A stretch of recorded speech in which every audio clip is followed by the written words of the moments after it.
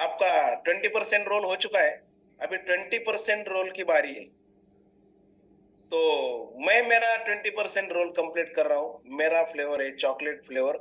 आपके पास जो है ना हेल्दी ड्रिंक, वो आपको लेना है। 80% रोल है, 20% वर्कआउट का रोल है और 80% ये रोल है। तो आपके पास कौन सा है, आप मतलब बता सकते हो energetically? Kulfi flavour, kulfi flavour sir, strawberry flavour,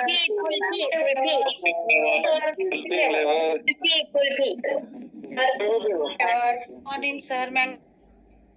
okay, चलो बहुत सारे फ्लेवर्स है। सो कॉन्ग्रेचुलेशंस, आपका इतने बढ़िया बढ़िया फ्लेवर्स लिए हैं। जिनको भी ऐसा लगता है ना कि मुझे कुछ नॉलेज चाहिए और वो मेरे पास लिखा होना चाहिए, तो वो लिख सकते हैं। ओके, आता मराठी तो जरा बहुत हिंदी पण येईल, क्योंकि मुझे आपसे हिंदी में बात करना बहुत अच्छा लगता है। राष्ट्रभाषा आहे मराठी, जरी मातृभाषा असली तरी सगळीकडे वावरायचं असेल तर वो हिंदी की जरूरत होती, इसलिए वो आदत सी पड़ गई। क्योंकि ये लोगों की जिंदगी बदलने का सिलसिला जारी है और वो पूरे भारत भर में चल रहा है। तो भारत भर में जब हम घूमते हैं इसके कारण, तो हिंदी में ज्यादा बात करनी पड़ती है, इसलिए हिंदी आता है। पण आता मी मराठीत सुरुवात करतो, राईट? चला, आजचा विषय पण जबरदस्त आहे। नाव ऐकले हो बऱ्याच लोकांनी आजच्या विषयाचं, नायट्रिक ऑक्साइड।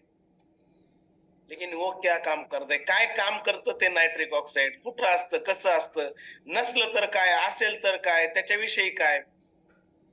तर नायट्रिक ऑक्साइड हे कशावर काम करतं ते आधी समजून घ्या। नायट्रिक ऑक्साइडचा संबंध डायरेक्ट आपल्या हृदयविकाराच्या झटक्याशी असतो, म्हणजे हार्ट अटॅकशी। हार्ट अटॅक सोबत त्याचा डायरेक्ट कनेक्शन आहे नायट्रिक ऑक्साइडचं। आणि हे नायट्रिक ऑक्साइड फार महत्वाची भूमिका आपल्या जीवनात प्ले करत असतं, भूमिका बजावत असतं। त्याच्याविषयी आपल्याला आज माहिती घ्यायची आहे। ज्यांना शक्य आहे त्यांनी व्हिडिओ ऑन करा, ज्यांना पॉसिबल असेल त्यांनी लिहून घ्या। कारण माझ्या स्क्रीन समोर व्हिडिओ ऑन बंद दिसत आहेत आणि मग मला मी बोलतोय तर ते थोडस कसं तरी होतं, म्हणजे मला चांगलंच वाटत नाही। तर काय करू मी तरी? तुम्हाला बघितलं ना असे चेहरे, जरा फ्रेश वाटतं, फ्रेश नाही का? चलो, 555 डिव्हाइसेस आहेत। आता मी सुरुवात करतो मस्त पैकी। आपल्या शरीरातील जे अणुरेणू असतात ना, आपल्या शरीरातील जे काही गोष्टी असतात, घटक असतात ना, त्याच्यापैकी एक नायट्रिक ऑक्साइड आहे। आणि नायट्रिक ऑक्साइडला मिरॅकल मॉलिक्यूल म्हटलं जातं। मिरॅकल मॉलिक्यूल म्हणजे चमत्काराचे रेणू। आता ज्याला चमत्काराचे रेणू म्हटलं जातं, ते किती भारी काम करत असेल। आणि ते डायरेक्ट आपल्या हृदयाशी, हृदयविकाराच्या झटक्याशी निगडित आहे आणि ते आहे चमत्काराचे रेणू। It's means miracle molecules. मग किती महत्वाचं असेल बघा।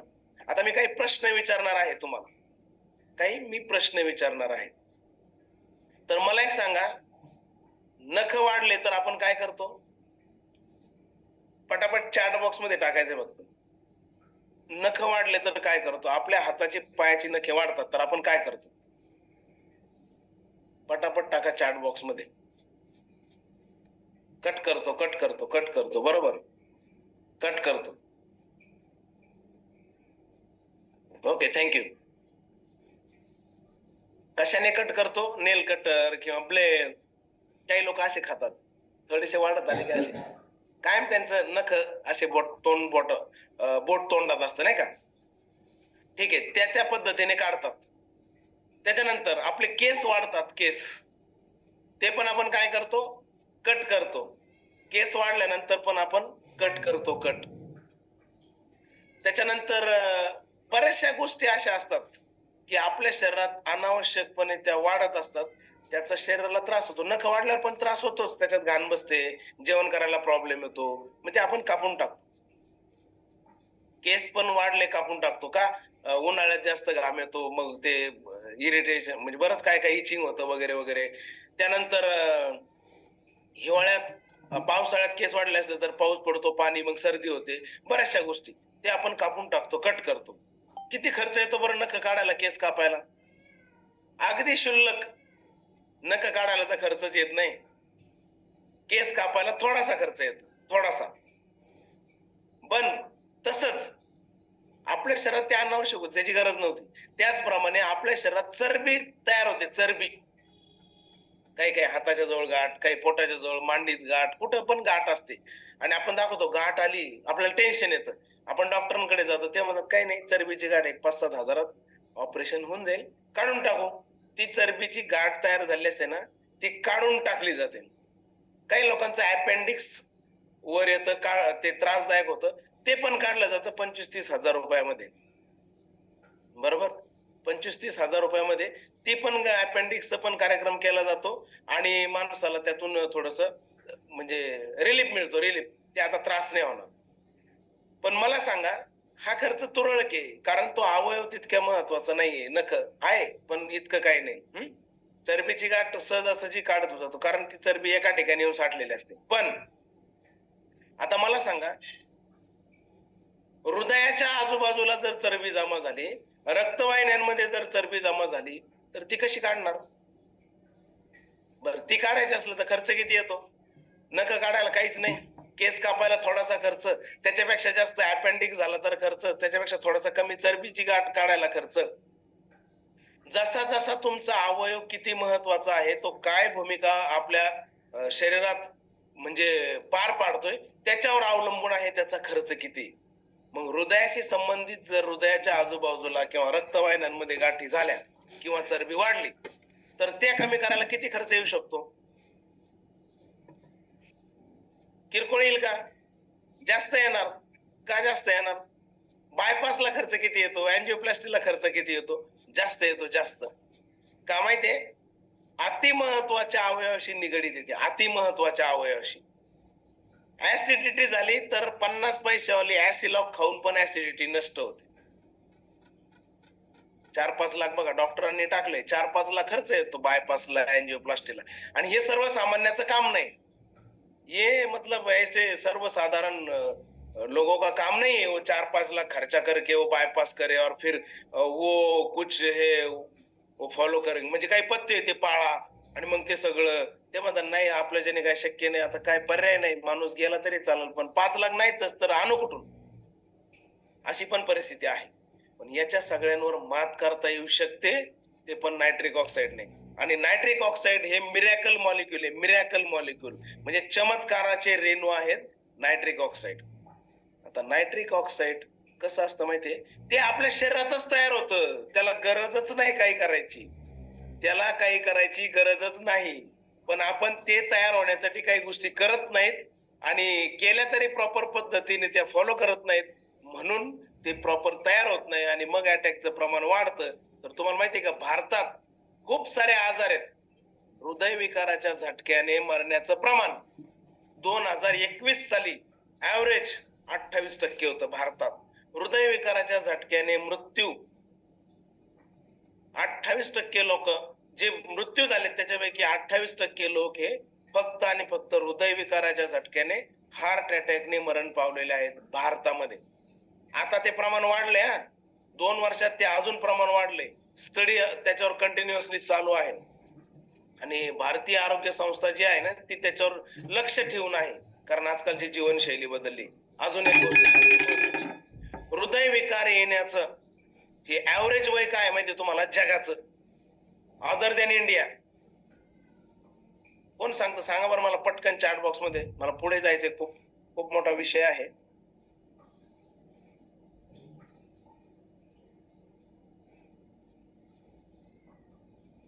नाही माहिती, जाऊ द्या, मी सांगतो. गुगलवर पाहून नका सांगू लगेच. 60 इयर्स अदर दॅन इंडिया. जगात 60 वर्ष आहे. 60 वर्ष वयाचे ऍव्हरेज द्या, तसा 45 ला पण येतो, पण जगात त्यांचं वय आहे 60 वर्ष. हे कोणी सांगितलंय? WHO ने सांगितलंय, मी नाही. WHO सेज ऍव्हरेज एज जगातल्या लोकांचं, भारताला वगळून 60 वर्षे, म्हणजे 55 ते 60 त्यांनी सांगितलंय. पण भारतात काय आहे माहितीये तुम्हाला? भारतात हेच प्रमाण 5 वर्षापूर्वीच्या संशोधनामध्ये असं सिद्ध झालं होतं की भारतात 5 वर्षापूर्वी 45 ते 50 वयाच्या व्यक्तीला अटॅक येण्याचं प्रमाण जास्त असतं. म्हणजे जर 100 अटॅक आले तर 95% अटॅक हे 95 लोकांचे अटॅक हे 45 नंतर आणि 50 पर्यंत येतात. त्याच्यामुळं ते का झालेलं असतं तेच मला सांगायचंय पुढं. ते का झालेलं असतं हेच मला सांगायचंय. आणि अटॅक येण्याचा काळ कोणता, दिवस कोणता हे सुद्धा मी तुम्हाला सांगणार आहे. मग हे सिद्ध झालंय, त्याच्यावर खूप वर्ष अभ्यास केला गेलाय आणि मग असं सिद्ध झालंय की 45 ते 50 वर्षापर्यंत अटॅक येण्याचे चान्सेस जास्त असतात. पण मित्रांनो, ते झालं जुनं संशोधन.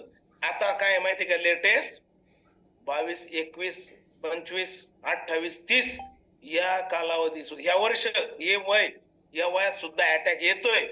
चांगले चांगले सेलिब्रिटीज गेलेले आहेत. एक आरजे 21व्या वर्षी रेडिओचं काम चालू होतं, त्याचा आरजे होता तो आणि 21व्या वर्षी अटॅकने मृत्यू पावला. 21व्या वर्षी सडपातळ शरीर, चॉकअप पण नव्हते जास्त सिद्ध झाल्यानंतर पोस्टमॉर्टम मध्ये, म्हणजे ब्लॉकेजेस पण नव्हते तरी पण अटॅक आला. का? त्याच्यावर आपल्याला थोडीशी नजर टाकायची आहे. ते आपल्याशी निगडित आहे. मग काय होतं असं माहितीये, शरीरात एखादा घटक कमी पडला किंवा एखादा घटक जास्त झाला तरी पण अटॅक येतो.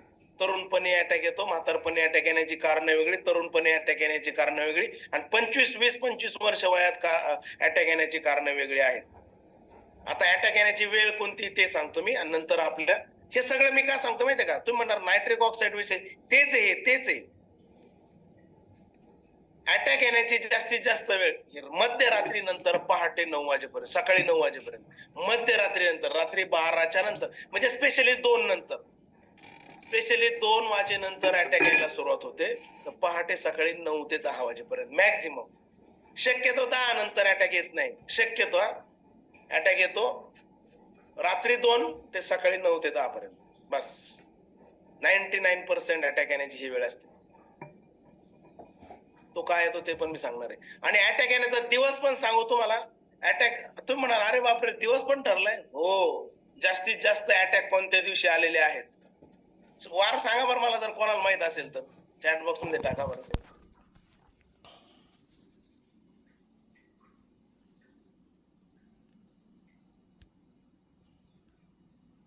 Nobody knows. Sunday, okay, Monday. आता असं नका करू, संडे, मंडे, ट्यूसडे, वेनसडे, म्हणजे एक असेल बा कुठला तरी. ओके, हर सोमवार. ओके, तर येस हा डॉक्टरांनी सांगितलेलं सोमवार, तर सोमवार 100%. का माहितीये तुम्हाला ते मी सांगणार आहे. पण हे संशोधन कोणी केलं माहितीये का, ब्रिटिश हार्ट फाउंडेशन नावाची एक संस्था आहे जी अटॅकवर 1950 पासून वर्क करते. अटॅकशी संबंधित, हृदयविकाराशी संबंधित ज्या पण गोष्टी होतात ना, 1950 पासून ती संस्था त्याच्यावर काम करते. आणि त्यांच्या असं लक्षात आले की सोमवारी अटॅक येण्याचं प्रमाण जास्त आहे, तरुणांमध्ये पण आणि वयस्कर लोकांमध्ये पण. पण त्याच्यात अजून एक गोष्ट सांग, सोमवारी अटॅक येण्याचं प्रमाण 45 ते 50च्या दरम्यान जे भारतातल्या लोकांना अटॅक येतो ना, तर त्या व्यक्तींच्या व्यतिरिक्त म्हणजे 25 वर्ष वया म्हणजे अर्ली एज मध्ये अटॅक येण्याचं प्रमाण जे आहे ना ते सोमवारी.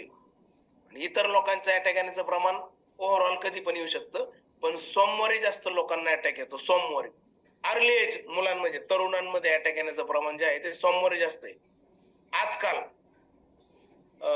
ब्रिटिश कार्डिओव्हास्क्युलर सोसायटी जी आहे याने असं सिद्ध केलंय की सोमवारचं अटॅक येण्याचं प्रमाण जे आहे ना त्याच प्रमाणात आता रविवारी पण अटॅक येतो.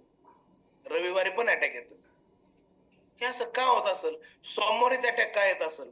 तर तुम्हाला माहितीये रविवार हा भारतामध्ये सुट्टीचा वार आहे. वेगवेगळे सेलिब्रेशन्स रविवारी केले जातात. एखादी दुःखद घटना घडली, कोणाच्या घरी भेटायला जायचं असेल तर रविवार निवडला जातो. काही सेलिब्रेशन, आनंद साजरा करायचा, पार्ट्या करायच्या, रविवार निवडला जातो. का? सुट्टी असते, सुट्टी. आणि जे अन्न म्हणजे खाण्यासाठी बनवलेलं नाही, अर्थात खूप लोक खातात माझ्यासह बरेचशी, नॉनव्हेज ज्याला आपण म्हणतो, त्याचं सेवन पण रविवारी जास्त केलं जातं.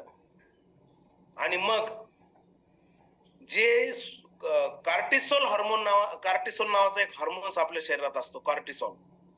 तर कार्टिसोल हा ना स्ट्रेस रिलीज हार्मोन येतो, स्ट्रेस रिलीज हार्मोन. आणि मग स्ट्रेस रिलीज करण्यासाठी वेगवेगळ्या ड्रिंक्सचं सेवन केलं जातं आणि extra creation of cortisol hormone रविवारी रात्रीनंतर आणि सोमवारी सकाळी अटॅक येण्याचं प्रमाण जास्त असतं. पण आजकाल रविवारी पण हार्ट अटॅक येतो. का माहितीये? शनिवार आहे ना, शनिवार आता सुट्टीचा वार केलेला आहे बऱ्याच काळामध्ये, बऱ्याच याच्यामध्ये. माझ्या मिस्टरांना पण सोमवारी आला होता सर. बघा, Ranjana Kedare madam to everyone. मी तुमचा अनुभव घेणार आहे मॅडम. रंजना केदारे मॅडम, हे झाल्यानंतर राहुल सर लक्षात ठेवा, रंजना केदारे मॅडमचा आपल्याला एक्सपिरियन्स घ्यायचा आहे. त्यांनी सांगितले सोमवारी आला होता. म्हणजे इथं एक लगेच सिद्ध झालं बघा तुम्हाला, सोमवारी अटॅक आला होता. हा, तर मी तो सोमवारी येतो, पण रविवारी पण आता सिद्ध झालंय की रविवारी पण हार्ट अटॅक येतो. त्याचं कारण असं आहे, शनिवार विकेंड असतो, शुक्रवार पासूनच एन्जॉय करायला सुरुवात केलेली असते तरुणांनी. शुक्रवार, शनिवार आणि मग 2 दिवस एन्जॉय करतात, फिरायला जातात आणि तिकडून तो कॉर्टिसॉल हार्मोन्स एक्स्ट्रा म्हणजे स्ट्रेस रिलीज करण्यासाठी मित्र जातात. मित्रांनो, काळजी घ्या. त्याच्यामुळे रविवारी पण हार्ट अटॅक येतो. म्हणून रविवार आणि सोमवार हे धोक्याचे वार मानायला सुरुवात केलेली आहे कुणी? हार्ट अटॅकशी निगडीत काम करणाऱ्या संस्थांनी. आणि म्हणून आपल्याला ह्या गोष्टींची काळजी घेणं फार गरजेचं आहे. आता ब्रिटिश कार्डिओव्हास्क्युलर सोसायटी जी आहे ना, ती अतिशय नामांकित आहे आणि त्यांनी रविवारचा जो दिवस सांगितलाय तो अभ्यास आणते आणि ब्रिटिश हार्ट फाउंडेशनने सोमवार सांगितले. पण ते दोघांच्या संगनमताने असं ठरलंय की आता ठरलंय म्हणजे सिद्ध झालंय, रविवार आणि सोमवार. सॅटरडेला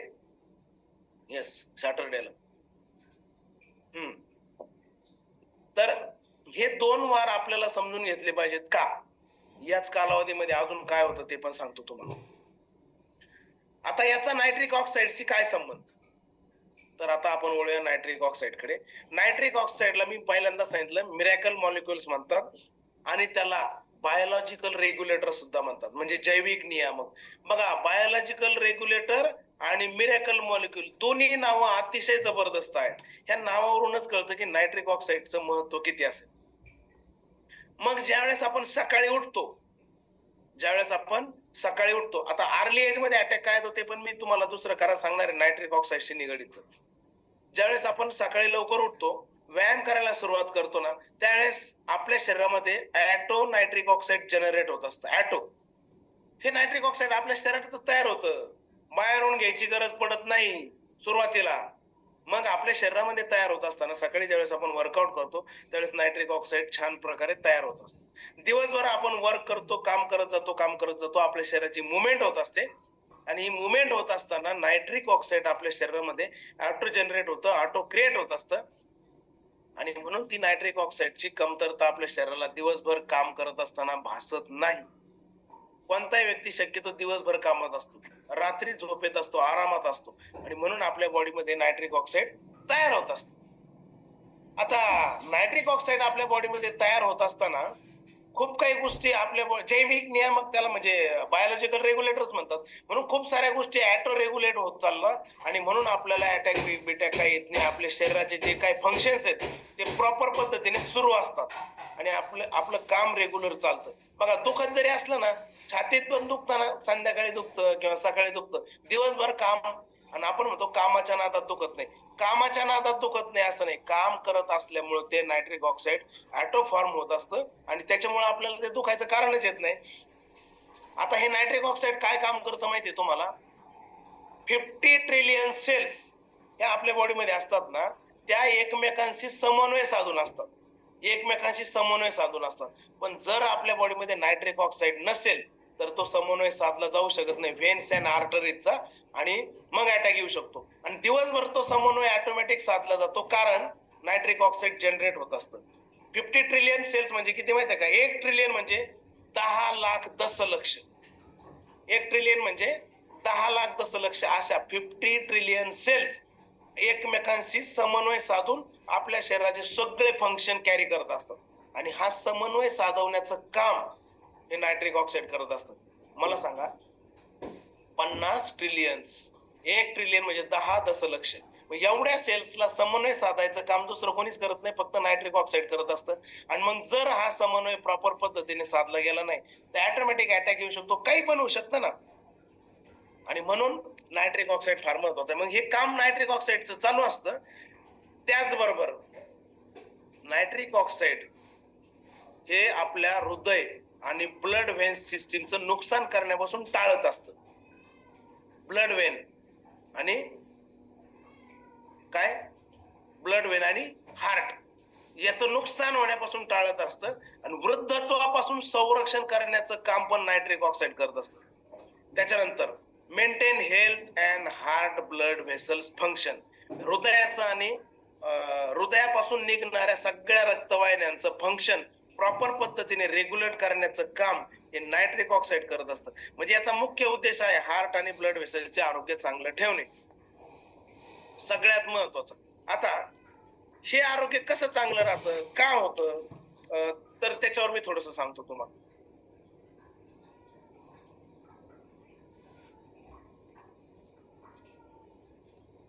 नायट्रिक ऑक्साईड ज्यावेळेस आपल्या बॉडीमध्ये रेग्युलर तयार होत असतं त्यावेळेस आपलं शरीर जे असतं, आपल्या शरीरात ज्या रक्तवाहिन्या असतात ना, त्या रक्तवाहिन्यांमधून रक्तवाहिन्यांना ते लवचिक बनवतं, लवचिक बनवतं. आता त्याच्याशी निगडीत एक व्हिडिओ आपण पाहणार आहोत आणि मग पुढे जाणार आहोत. एक 2 मिनिटाचा व्हिडिओ आहे, तो तुम्हाला पाहायचा आहे. तो व्हिडिओ पाहिल्यावर तुम्हाला मी जे काही गोष्टी सांगणार आहे ना त्या फार तुमच्या लक्षात येतील.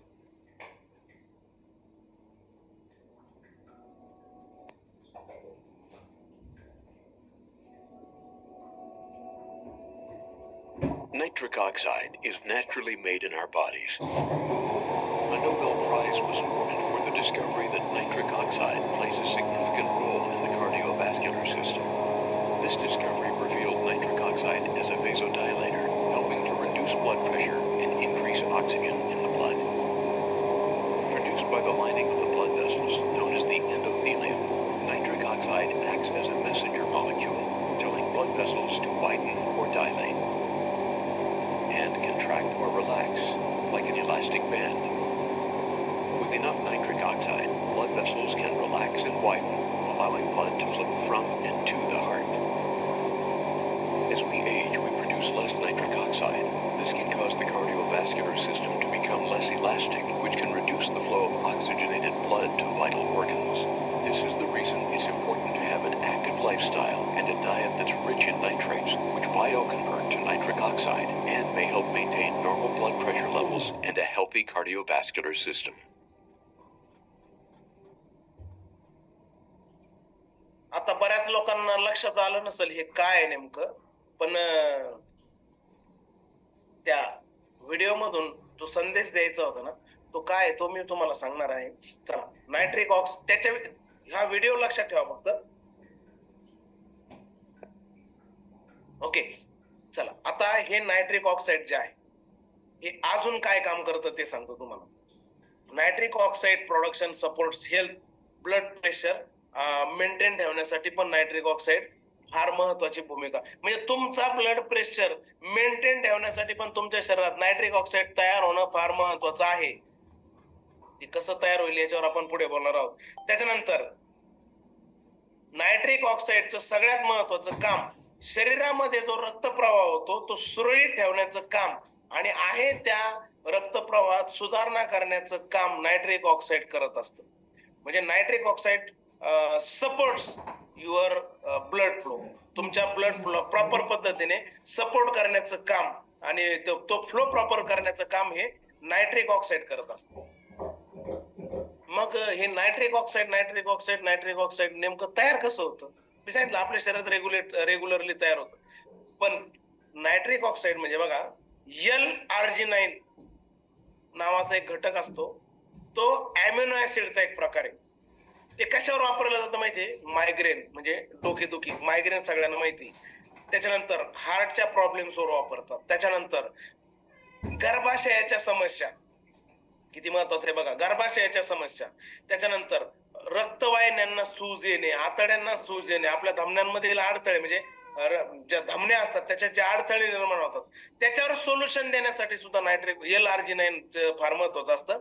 त्यानंतर आपली इम्युनिटी पॉवर वाढवणे, त्याचं प्रॉपर सगळ्यात महत्वाचं इम्युनिटी पॉवर वाढवणे आणि आपले जे हार्मोन्स सगळे तयार होतात, ऑल टाइप्स ऑफ हार्मोन्स, त्याचं व्यवस्थापन करण्यासाठी हा घटक फार महत्वाचा असतो. आणि आजकाल स्पीडी लाईफ आहे, काहींचे हार्मोन प्रॉपर सिक्रेट होत नाहीत, काहींचे जास्त होतात, काहींचे कमी होतात.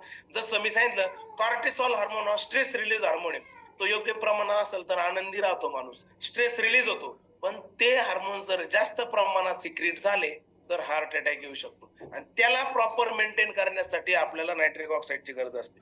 पण हे एल आर्जिनाइन जे आहे ना, ते कसं तयार होतं, एल सिट्रुलाइनचं रूपांतर किडनीमध्ये गेल्यानंतर ज्यावेळेस किडनीतून ते फिल्टर होतं त्यावेळेस त्याचं रूपांतर एल आर्जिनाइन मध्ये होतं. आणि एल आर्जिनाइन हे आपल्या शरीरामध्ये नायट्रिक ऑक्साईड तयार करत असतात. आणि हे एल आर्जिनाइन हे नॉन इसेन्शियल अमिनो ऍसिड्स आहेत. Non essential amino acids. आता मला व्हिडिओ मधला एक गोष्ट तुम्हाला नमूद करायची सगळ्यांना, की त्या व्हिडिओमध्ये असं सांगितलंय नायट्रिक ऑक्साईड हृदयाशी संबंधित आहे आणि ते आपल्या शरीराला फार महत्वाचं आहे. ही कन्सेप्ट ज्या व्यक्तीने आणली आणि त्याच्यावर ज्याने शोध लावला ना, त्या व्यक्तीला नोबेल प्राइज मिळाली. Nobel prize. त्यांचं नाव आहे लुईस इग्नारो. तुम्ही गुगलवर सर्च करू शकता नंतर लुईस इग्नारो काय आहे. आणि त्या लुईस इग्नारोंना नोबेल प्राइज मिळालंय मेडिसिन मध्ये. मेडिसिन मध्ये नोबेल प्राइज मिळाले. आणि मग हे नायट्रिक ऑक्साईड जर आपण घेतलं नाही किंवा तयार झालं नाही तर आपल्याला अटॅक येऊ शकतो. मग रात्रीचा अटॅक काय होतो माहितीये, दिवसभर आपण काम चालू असतं, रात्री आपण झोपतो. रात्री आपण झोपल्यानंतर आपल्या शरीरातल्या काही बऱ्याचशा हालचाली शांत असतात का नाही, आपण शांत झोपत असतो. मृत अवस्था म्हणतात, झोपेला एक मृत अवस्था म्हणतात. म्हणजे फक्त श्वास चालू असतात पण माणूस निवांत झोपलेला असतो. स्वप्न नाही, काय नाही. स्वप्न इन द सेन्स बिनकामाचे. दिवसा पाहतात ते खरे स्वप्न असतात, झोपेत पडतात ते, त्या स्वप्नांचं काही खरं नसतं. आणि मग ओके, तर झोपेत ज्यावेळेस आपण म्हणजे अर्धमृत अवस्था असते आपल्या शरीराची, त्यावेळेस आपलं शरीर शांत असतं आणि आपल्या शरीरात जे ऑटो नायट्रिक ऑक्साईड तयार होत असतं ना, ते संपलेलं असतं. म्हणजे ती प्रोसेस बंद होते किंवा मंदावते. जसं वय वाढेल ना, तसं ही नायट्रिक ऑक्साईड क्रिएट होण्याचं काम हळूहळू कमी होतं. कारण शरीरात जशी वाढ होईल वयात तसतसे आपल्या बऱ्याचशा गोष्टी कमी होत जातात. आपली शक्ती कमी होते, आपला स्टॅमिना कमी होतो, आपली काम करण्याची जी इच्छाशक्ती जरी असली तरी शरीर साथ देत नाही. ह्या सगळ्या गोष्टी आता मग जसं वय तुमचं वय वाढत जातं तसं ती प्रोसेस होते. आणि झोपल्यानंतर रात्री ही प्रोसेस थांबते काहींची आणि काहींची मंदावते. मग ज्यावेळेस नायट्रिक ऑक्साईड तयार होण्याचं काम मंदावतं किंवा थांबतं, त्यावेळेस तुमच्या ह्या चुकीच्या जीवनशैलीमुळे, खाण्यापिण्याच्या चुकीच्या सवयीमुळे तुमच्या शरीरात चरबी खूप वाढलेली असते, ती तुमच्या रक्तवाहिन्यात पण पसरलेली असते. अशा वेळेस रात्री तुमच्या रक्तवाहिन्या कडक बनतात, कडक.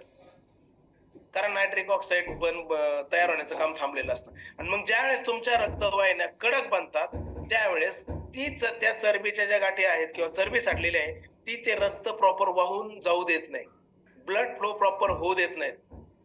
आणि मग त्यावेळेस येतो अटॅक. म्हणून रात्री अटॅक येण्याचं प्रमाण जास्त असतं. रात्री बघा 10 वाजेपर्यंत आपण शक्यतो 10 वाजेपर्यंत सगळे लोक जागतात, 10ला झोपतात. झोपलं मग ते नायट्रिक ऑक्साईड जेवढं तयार झालेलं असतं ते त्याचं वर्क करत असतं. रक्तवाहिन्या इलॅस्टिक बनवतं, लूज बनवतं, फ्लेक्झिबल बनवतं, त्याची साईज वाढवतं हे नायट्रिक ऑक्साईड. पण ज्यावेळेस आपण झोपतो त्यावेळेस ते बंद होते ती प्रोसेस किंवा मंदावते. आणि मग जशी पहाट होईल तसं तुमच्या रक्तवाहिन्या कडक बनत जातात आणि रक्त प्रवाह व्हायला अडचण येते. आणि म्हणून पहाटेच्या काळात अटॅक येण्याचं प्रमाण जास्त असतं. म्हणून आपल्याला नायट्रिक ऑक्साईड हे बाहेरून घेणं गरजेचं असतं रात्रीच्या वेळेला. मग ज्यावेळेस आपण ते नायट्रिक ऑक्साईड बाहेरून घेऊ त्यावेळेस आपलं शरीर काम करत. आता मला सांगा, तुमच्या शरीरात कॅल्शियम कमी झालं तर काय करतात तुम्ही? कॅल्शियमची टॅबलेट घेता. तुमच्या शरीरात ज्यावेळेस डायजेशन करणाऱ्या ग्रंथी कमी झाल्या तुम्ही काय करता? डायजेशन होण्यासाठी म्हणजे पचनासाठी ज्या आवश्यक चूर्ण बिर्ण काय आहे ते चूर्ण घेता. म्हणजे काय, पचन होण्यासाठी जे घटक आवश्यक असतात ते घटकांची त्याच्यात म्हणजे टाकलेले असतात आणि ते घटक घेतले की शरीरात डायजेशन सुरू होतं. कॅल्शियम कमी पडले, वरून गोळ्या घ्या, कॅल्शियम शरीराचं भरून काढा. किंवा एखाद्या व्हिटॅमिन B12 कमी पडले, B12च्या गोळ्या घ्या. मग शरीरात जर रात्रीच्याला नायट्रिक ऑक्साईड आपलं कंपल्सरी कमी होतच. असं जगात कोणीच नाही की रात्रीच्याला ते नायट्रिक ऑक्साईड त्याचं दणकेबाज चालू आहे बनवायचं काम. नो, ते कमी होतच. मग नायट्रिक ऑक्साईड कमी होते म्हणल्यावर आपल्याला एक्सटर्नली नायट्रिक ऑक्साईड घ्यावं लागेल ना, का नाही घ्यावं लागणार? पण नायट्रिक ऑक्साईड ज्यावेळेस आपण घेणार आहे त्यावेळेस कुठलं घेतलं पाहिजे त्याच्यामध्ये ते आवश्यक घटक आहेत का? बाजारात तर भरपूर नायट्रिक ऑक्साईड सारखं मिळणार आहे तुम्हाला, पण ज्या प्रकारचं नायट्रिक ऑक्साईड बनवलेलं आहे ते नायट्रिक ऑक्साईड आपल्या शरीराला खरंच मदत करणार आहे, अशाच प्रकारचं नायट्रिक ऑक्साईड आपण घेतलं पाहिजे. ते तुमच्या कोचला विचारा. समजा मला सांगा, मी एक वस्तू आणलेली आहे, ही बॉटल, आणि अजून दुसरी एक बॉटल आहे, हिला पुरस्कार मिळालाय, माझ्या उजव्या हातात जी बॉटल आहे तिला पुरस्कार मिळालाय, नोबेल प्राइज, आणि ही लोकल आहे. कोणती नायट्रिक ऑक्साईड चांगलं तयार करणार? ज्याला पुरस्कार मिळालाय ती, कारण त्याच्यावर संशोधन झालेलं असतं, त्याच्यावर बघितलेलं असतं, विविध देशांच्या कमिटीतल्या लोकांनी त्याच्यावर अभ्यास केलेला असतो आणि मग ठरलेलं असतं हे ब्रँड आहे.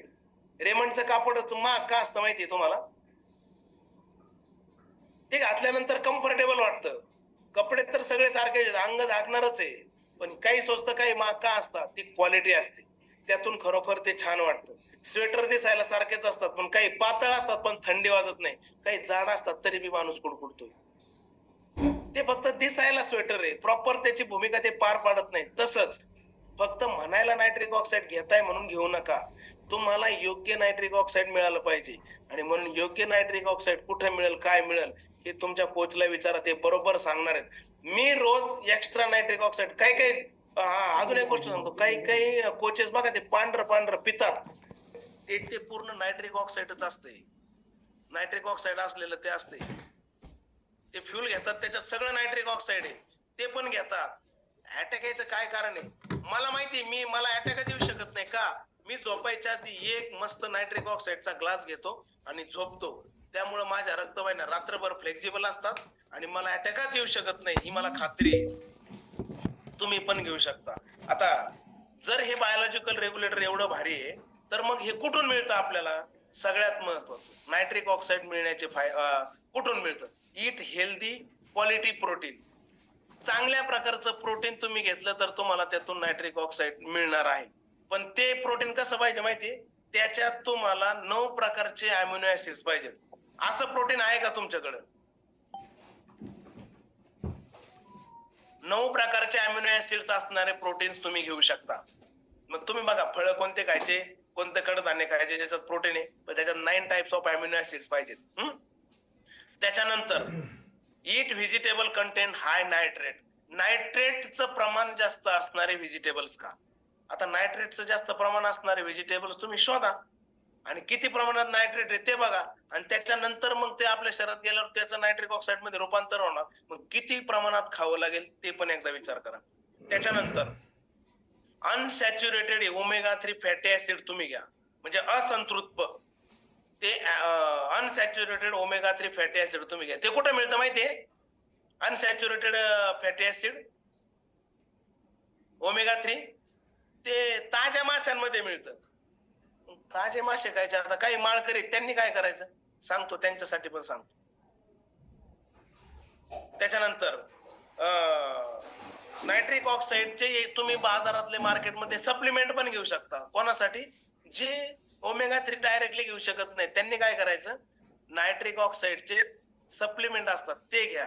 झोपायच्या आधी मस्तपैकी, तुम्हाला रात्री अटॅक येणार नाही, गॅरंटेड. कारण तुमच्या शरीरात नायट्रिक ऑक्साईड असलं ना, ब्लड वेसल्स ऑटोमॅटिक वर्किंग मध्ये राहतात आणि रक्तप्रवाह सुरळीत राहतो. किती पण तुमच्या शरीरामध्ये त्या चरबीच्या गाठी असल्या किंवा ब्लड क्लॉटिंग होत असेल तरी, कारण रक्तवाहिनी मोठी झाली, फ्लेक्झिबल झाली की रक्त फ्लो होणार आहे, ब्लड फ्लो होणार आहे, आणि म्हणून होणार नाही त्याच्यामध्ये. म्हणून तुम्ही बाहेरून नायट्रिक ऑक्साईड सप्लिमेंट घेऊ शकता. पण हे नायट्रिक ऑक्साईड आपल्या मेंदूवर काम करतं, आपल्या हृदयावर काम करतं आणि ब्लड वेसल्स तर करतं. इतके प्रकारे करू शकता. त्याच्यानंतर रेग्युलर व्यायाम करून सुद्धा तुम्ही तुमच्या शरीरात नायट्रिक ऑक्साईड तयार करू शकता, रेग्युलर एक्सरसाइज करून. मग ती एक्सरसाइज आपल्या कॉलवरची असेल, सायकलिंग असेल, स्विमिंग असेल, ट्रेकिंग असेल, कोणतीही करू शकता. पण सावधान, एका गोष्टीबद्दल सावधान, जर तुम्ही व्यायाम करताय, नायट्रिक ऑक्साईड क्रिएट करताय, पण जर तुमच्या शरीरामध्ये सकस संतुलित आहार गेला नाही, प्रॉपर न्यूट्रिशन गेलं नाही आणि तुम्ही फक्त व्यायाम केला, मी सांगितलं होतं ना अर्ली एज मध्ये अटॅक येण्याचं प्रमाण काय जास्त आहे? ते दिसायला तर सडपातळ दिसतात, बॉडी बिल्डर दिसतात, तरी पण अटॅकने जातात. का माहिती? व्यायाम करतात भरपूर पण आहारच घेत नाहीत. ज्याची शरीराला गरज आहे ते घटकच शरीरात जात नाहीत, फक्त व्यायाम करायचा. ते व्यक्ती कधीच जास्त टिकू शकत नाही. त्यांच्या मसल पण बर्न होतात, ब्लड वर लोड येतो आणि त्याच्यामुळे त्यांना अटॅक येतो आणि अटॅक आल्यावर मग डायरेक्ट वरती जावं लागतं. मग मला सांगा, व्यायाम पण करायचा आहे आणि सकस संतुलित आहार पण घ्यायचा आहे, तरच ते नायट्रिक ऑक्साईड प्रॉपर वर्क करणार आहे आणि तुमचं शरीर साथ देणार आहे. नाही तर काही लोक म्हणतात मी फक्त व्यायाम करणार, मी काहीच घेणार नाही, तर ते तुमच्यासाठी पुढील काही दिवसांमध्ये धोकादायक ठरू शकतं. ही घरच्यांनी पण काळजी घ्यायची. काही काही आमचे नवरोबा ऐकत नाही, तुला काय कळतंय, मी बरोबर व्यायाम करतो, मला काही गरज नाही, मध्ये जाण्याची शक्यता निर्माण होते असं केल्याने. सॉरी, मला तसं कोणाविषयी म्हणायचं नाही, पण ती शक्यता आहे, विज्ञान सांगतंय ते, ती इट्स अ फॅक्ट. हे वास्तव आहे, सत्य परिस्थिती स्वीकारा तुम्ही. फक्त व्यायाम करू नका. जर तुम्हाला सकस संतुलित आहार घ्यायचा नसेल तर व्यायाम करू नका, त्याने नायट्रिक ऑक्साईड तयार होत नाही, इतर घटक पण मिळत नाहीत आणि माणूस लवकर क्षीण होतो, वृद्ध होतो आणि लवकर मरून पण जातो. जे की हो अशी आमची कोणाचीच इच्छा नाही, तुमची पण नसते, पण कळत नसतं, नॉलेज नसतं.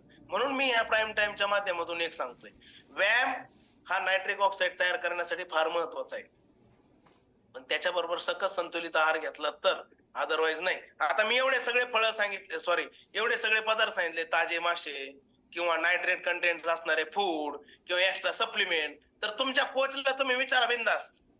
अटॅक न येण्यासाठी कोणतंही ते नायट्रिक ऑक्साईड तयार करण्यासाठी ते कोच बरोबर सांगणार तुम्हाला.